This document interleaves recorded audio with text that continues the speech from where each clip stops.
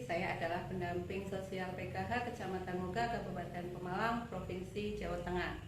Pada kesempatan ini saya akan memberikan contoh fasilitasi pada modul 2 langkah 4, yaitu tentang dampak stunting. Assalamualaikum warahmatullahi wabarakatuh. Waalaikumsalam warahmatullahi wabarakatuh. Selamat sore ibu-ibu. Selamat sore. Bagaimana keadaannya? Alhamdulillah. Sehat ya? Alhamdulillah. Alhamdulillah sehat. Terima kasih sudah datang pada sesi kita hari ini, pertemuan kita. Kita akan melanjutkan pertemuan kemarin tentang permasalahan Stunting, Bu. Iya, permasalahan stunting. Nah, sebelum kita masuk ke materi, saya mau tanya dulu, kemarin ibu-ibu kan bikin tabel janji diri ya? Oke, Bu. Sudah dilaksanakan? Sudah. Saya belum, Bu. Belum, kenapa ibu? Saya punya adik atau kakak yang sedang hamil, Ibu. Nah, janji diri, seorang yang tidak hamil juga bisa melaksanakan janji diri untuk pencegahan stunting. Contohnya dengan ikut mensosialisasikan ke orang-orang, tetangga sekitar tentang permasalahan stunting dan cara untuk mencegahnya. Sosialisasi niku napa, Bu? Sosialisasi niku berarti ikut memberikan edukasi, pengertian. Nah, pengertian, ya, memberikan pengertian ke orang-orang yang sedang hamil ataupun menyusui, ya, punya anak balita. Ibu Esti kemarin janji dirinya apa? Saya janjinya mau mengingatkan kalau ada posyandu, Bu. Iya, sudah. Bapak siap? Saya jadi dirinya perhatian sama istri saya. Iya. Lagi hamil, Bu. Oh, sedang hamil berapa bulan? 7 bulan. Oh, 7 bulan hampir melahirkan. Sudah dilaksanakan janji dirinya? Sudah. Sudah, baik. Terima kasih. Mari kita kasih applause ya. Nah, sebelum kita mulai sesi kita, mari biar nggak ngantuk nih kayaknya Pak Siang ini udah mulai ngantuk ya. Kita bikin yel-yel dulu ya. Oke, Bu. Ya. Semangat? Semangat. Ingin anak sehat? Berikan gizi terbaik. Stunting? No. Sudah siap? Yes, yes, yes. Baiklah, sekarang kita masuk pada sesi kita hari ini. Kemarin kita sudah mempelajari tentang permasalahan stunting, yaitu apa itu stunting, kemudian penyebab stunting, ya. Kali ini nanti kita akan belajar tentang dampak stunting. Coba dilihat, kemarin kita sudah membuat pohon ini ya, Bu. Yeah. Di sini sudah ada pohon, ada pilot, dokter, bidan, guru, polisi. Ini kemarin ini kan buah ya. Yeah, Nah, dengan yang mengisikan ini pingin punya anak-anak seperti ini. Yeah. Anak-anak yang seperti ini adalah buahnya. Kemudian perlu dukungan dari apa saja kemarin. Di sini ada akar ya, Yeah. akar yang kuat dan batang yang sehat. Nah, kemudian kemarin kita sudah belajar tentang penyebab stunting. Ada penyebab langsung dan penyebab tidak langsung. Ya. Nah, sekarang coba Bapak Ibu tuliskan apa itu penyebab langsung dan penyebab tidak langsung yang kemarin sudah kita pelajari. Dituliskan dulu, nanti ditempel di batang dan ranting. Untuk penyebab langsung ditempel di batang, untuk penyebab tidak langsung ditempel di ranting. Ibu-ibu, ampun Bu. Gimana Pak Siang? Sudah. Sudah? Ya, silakan ditempel. Ya, maju. Tempel ya, Bu. Kalau tidak langsung di mana, Bu? Kalau tidak langsung di ranting. Ranting itu sini ya, Bu. Ya, boleh situ. Terus ini juga boleh. Ini ranting, Ya. kalau ini batang. Ini ya, Bu, yang tidak langsung. Baru 1, 2, 3 ya.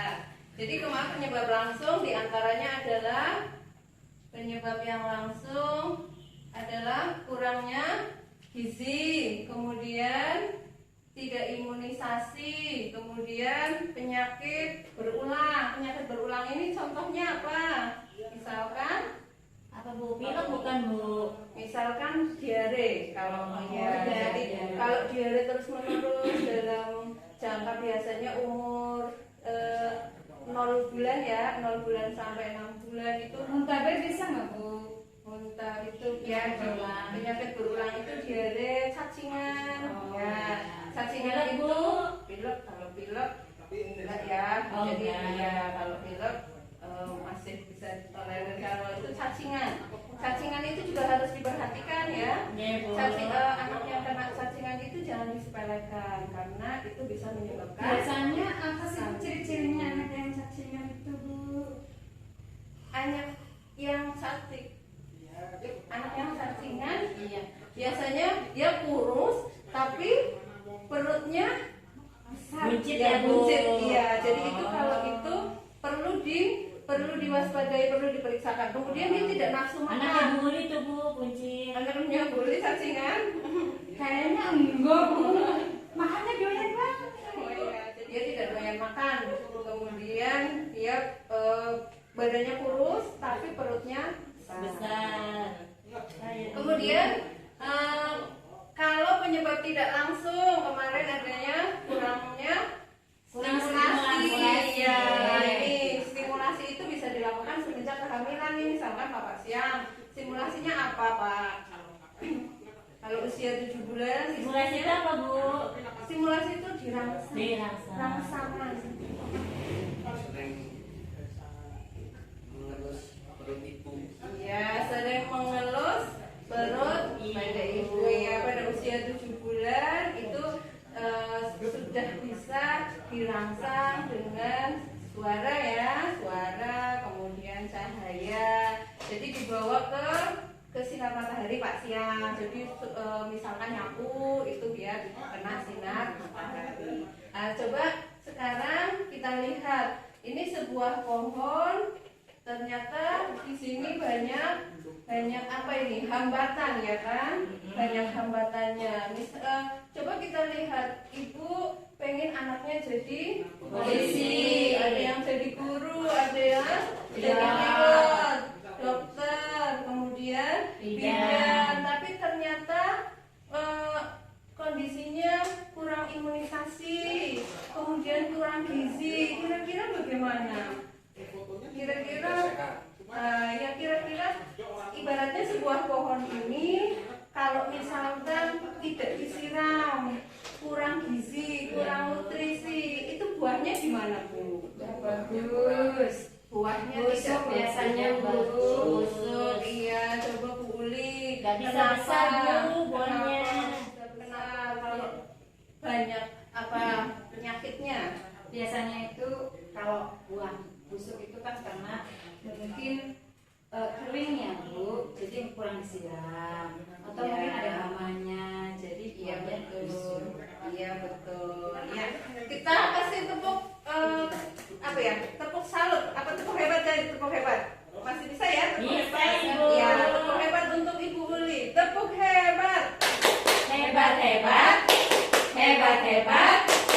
Hebat. Ya, semuanya hebat. Betul sekali. Jadi kalau pohon kurang disiram, kurang nutrisi saja nanti buahnya akan busuk, tidak bagus. Begitu juga dengan anak-anak ya. Kalau anak-anak itu dia kurang gizi, kurang asupan gizi, kemudian dia tidak diimunisasi, kemudian dia sering mengalami penyakit, itu juga akan menyebabkan stunting ya, menyebabkan stunting. Jadi pertumbuhannya dan perkembangannya tidak bagus. Nah, stunting itu akan berdampak pada pertumbuhan dan perkembangan. Di antaranya itu adalah gagal tumbuh. Jadi anak yang stunting itu dia gagal tumbuh. Gagal tumbuh itu apa sih? Gagal tumbuh itu adalah kondisi di mana anak tidak sesuai berat badannya dari pengukuran sebelumnya atau sama. Misalkan Pak Siang istrinya melahirkan, bulan ini dibawa ke posyandu, dia berat badannya anak itu misalkan 5 kilo. 5 kilogram. Bulan berikutnya ditimbang lagi, ternyata beratnya masih sama 5 kilogram atau bahkan turun menjadi 4,5 atau 4 kilogram. Itu harus diwaspadai karena salah satunya dampak stunting itu diantaranya gagal tumbuh. Ya. Jadi selain gagal tumbuh, stunting juga bisa menyebabkan gagal kembang. Apa itu gagal kembang? Gagal kembang itu karena anak ya itu tingginya tidak sesuai dengan tinggi pada anak seusianya. Misalkan usia 2 tahun rata-rata segini, tapi ternyata dia kok lebih pendek. Ya, tapi tidak semua seperti itu ya. Jadi dilihat juga orang-anak yang stunting itu biasanya lemah berpikir. Ya, jadi pada balita stunting itu menyebabkan anak perkembangannya terlambat seperti itu, kurang. Jadi tidak mesti kalau anak misalkan anak pendek itu stunting ya. Anak saya juga nggak terlalu tinggi Bu, tapi dia mudah sekali menghafal. Itu stunting nggak Ibu? Kalau anak bisa dilihat dari prestasinya. Kalau dia secara prestasi bagus, kemudian perkembangannya bagus, mudah menangkap, itu berarti dia tidak stunting, karena anak stunting biasanya sulit untuk menangkap. Ya, jadi kemudian dampak yang ketiga, dampak tadi sudah gagal tumbuh, gagal kembang. Sekarang yang ketiga adalah gagal metabolisme. Gagal metabolisme itu adalah metabolisme lepas Ibu. Metabolisme itu sami mawon dengan pencernaan ya, gagal proses pencernaan. Jadi gagal metabolisme bisa disebabkan karena genetik atau turunan, atau bisa juga disebabkan karena racun, kemudian penyakit, atau karena kurangnya azat yang dibutuhkan oleh tubuh. Ada yang mau ditanyakan? Tidak. Ya ada. Jadi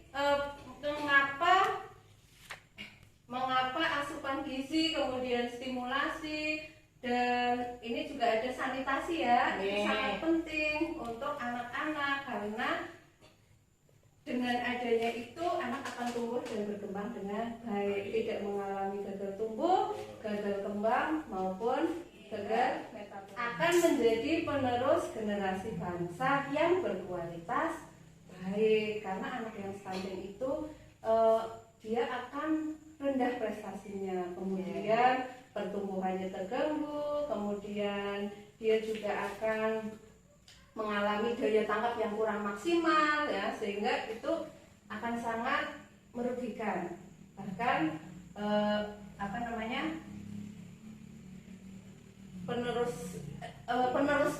penerus generasi bangsa kita akan menjadi berkurang dengan adanya anak-anak stunting. Maka kita harus sebagai ibu ini terutama walaupun bapak juga sangat berpengaruh di situ, harus bisa membuat anak dan ibu menjadi sehat supaya mereka tidak menjadi stunting ya. Cegah stunting ya. Stunting?